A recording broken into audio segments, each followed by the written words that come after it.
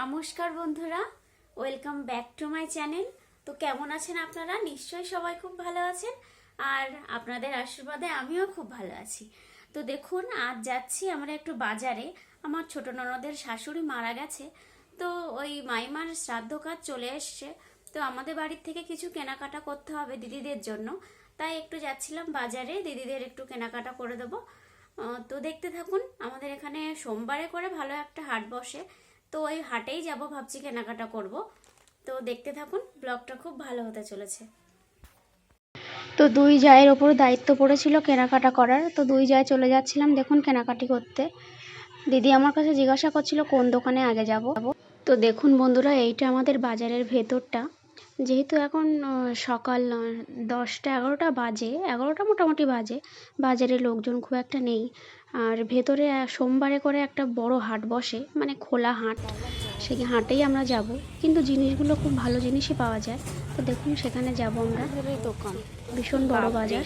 এই আমি first time আসলাম।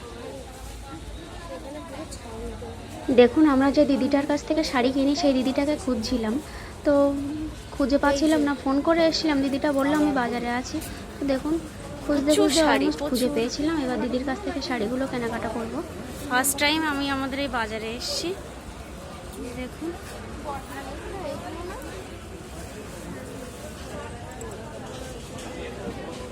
একটা শাড়ি,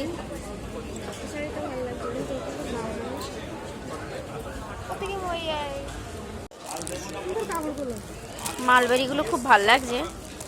দেখি কোনটা নিই।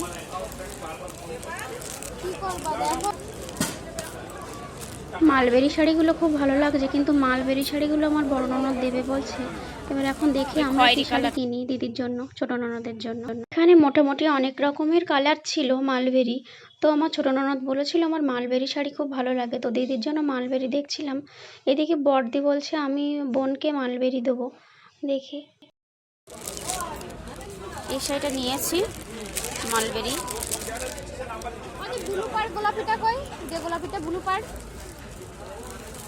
না না, ব্লু শাড়ি না, ওই ব্লু আর ইয়ে গোলাপি পাড়। গোলাপি পাড় হবে না, ওটা গোলাপি শাড়ি ব্লু পাড়। গোলাপি শাড়ি ব্লু পাড়, ওইটা ওইটা ওইটা হ্যাঁ, এটাই ভালো লাগছে। এটা না, ব্লু পাড়টা কি ভালো লাগবে কারণ।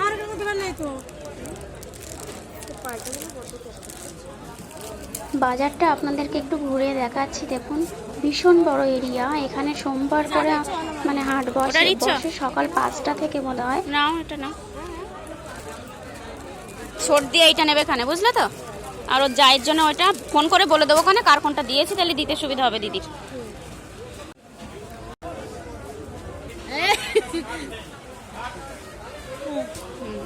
আর ভালো না ধরিত্রী শাড়ি। তারপরে চলে এসেছিলাম দাদাভাই বলে একটা দোকান আছে, সেখানে আমার শ্বশুর এখানে কেনাকাটা করতো। তো সেই দোকানে এসে আমরা সমস্ত শার্ট, টি শার্ট, ট্যাক্সুট এগুলোও নিয়ে নিলাম।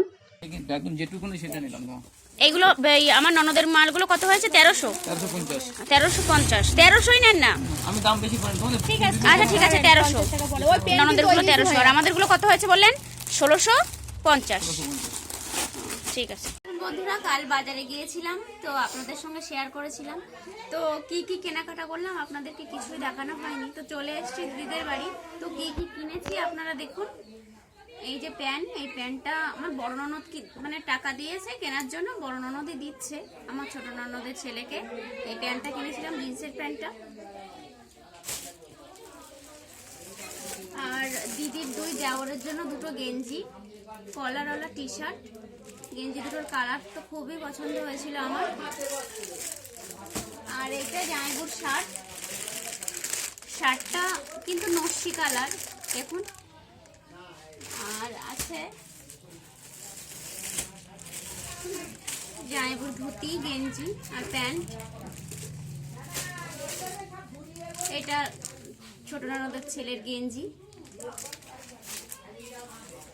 আর ওরই একটা ট্যাক্সুট আছে এখানে, ট্যাক্সুটটা আমি আর খুলছি না, ব্লু কালার।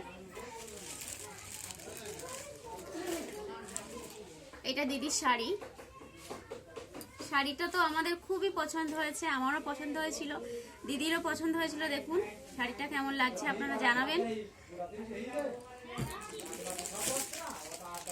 এটা ওর জায়ের শাড়ি, দিদির জায়ের শাড়ি।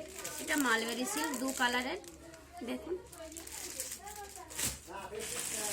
আর এর মধ্যে একটা ছাপা শাড়ি আছে, ছাপা শাড়িটা শ্রাদ্ধ বসবে তার জন্য নিয়ে এসেছিলাম। নর্মালি একটা ছাপা শাড়ি আছে।